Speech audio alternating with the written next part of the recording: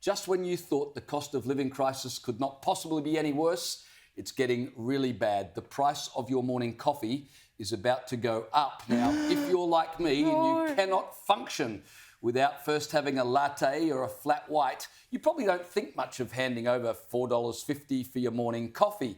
$4.50? Where are you going? Well, that's cheap. Castle Towers. It's the only place to get a coffee, Shepherd's Bakehouse. It's a great place, free plug. But listen, here's the question. Hang on. Now we know why you're paying $4.50, because you're plugging the cafe on the television. Right, quick confession. I paid $4 this morning and I actually asked the barista, is it $4 or $4.50? Because I get charged different amounts and it says $4.50 and the barista said it depends on who's serving you. $4 is the staff discount. So now I've worked out which baristas like me and which don't. Anyway, back to the story. Would you pay $6.50 for a takeaway flat white or latte? Because that's the price industry leaders reckon they're going to have to charge in order to survive. And if you're one of those trendy types, like Liz Storer, and you like almond milk, then you could well be paying $7. This is libel. I do not drink nut milk. That is ridiculous. We'll come to you. No reasonable person does. We'll come to you and your soy lattes in just a moment, Liz. Get But out first, of here. here's what the owner of Ali's Cafe in South Melbourne, Lachlan Ward, said. He said, unless Australian cafes start adjusting prices up and charging a fair price for what we are making, the independent cafe won't exist in the future. I'm not sure I agree with his rationale. Cost of living prices mean that customers are buying less coffee. What should we do? Let's make it even more expensive. Might not sell more coffee, but would guarantee him a place on the front bench of the Victorian government with those sort of economic insights. Liz, how much would you pay for a cup of coffee? $6.50? That's what they reckon it's going to be. Well, in my area, I kid you not, I can't get an ice long black, which is like 2 shots of coffee in a cup of tap water with a hell of a lot of ice. That is it. That is all you're paying for. No milk, no frothing, nothing. There's no squiggly love heart on the top, no sprinkles. $6.80. I can't find anything cheaper in my area. And in fact, the prior weekend, on Easter weekend, I just went to pay as per usual. And because of the surcharge, it was over $8.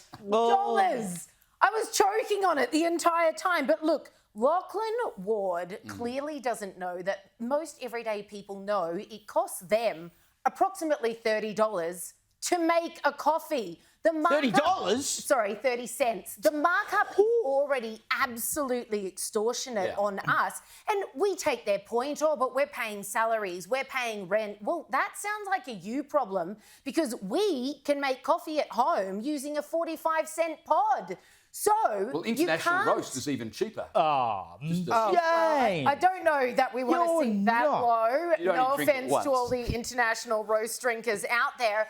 But you can't, as he does, acknowledge there's been a downturn while arguing to put your prices up. I think customers, will just end up going elsewhere. And guess who misses out, buddy? Like, use your noggin. Well, I mean, if they're turning to international roast, they probably weren't all that keen on the local cafe in the first place, I'm going to suggest. I do have a little bit of sympathy, though, because the cost of running business, not only from the overheads in terms of electricity, which has gone up like it's gone up for the rest of us, rent has gone up like it's gone up for the rest of us. I was listening to the ABC last night. I do that sometimes, you know. You've got to know what they're saying. Just to get your blood pressure up? You know what you got to know what they're saying over on the enemy stations. And a bloke called in and he said, because they were talking about meat prices, etc., and he was saying that his mate runs a butcher shop, and to run his cold room in the butcher shop, he's paying $10,000 a month in electricity for the cold room alone, 120 grand a year. So the amount of money that these businesses have to stump up, and restaurants included... But that's keeping a fridge and freezer going round the clock 24/7. Sure. These cafes are not running businesses that require ginormous fridges. No, and but freezers. their rent is going up just like everyone else's rent is going up because commercial property is in the same position as residential property. Exactly. But so you what jack that that does up. to the little guy, if everyone just keeps jacking their costs up. I mean, I know. if only we could put up our salaries. Well, I know, the exactly. I know. taxpayer, It is- every time times got tough. But no, only the unions and the government can do that, unfortunately. So for business owners, I just don't think it's savvy business sense for them to go, look, yes, costs are a bit more pricey these days, and to pass them on to the customer to the extent that you're charging them in excess of $5.50 for a small cup of coffee that costs, again, as we know, approximately 30 cents to make. That is ridiculous. It's not going to work in this cost of living crisis. Yeah, well, people will have to make a decision about whether they want to buy their morning cup of coffee or not. I mean, I think it's $6.50 for a cup of coffee is absurd as far as I'm concerned,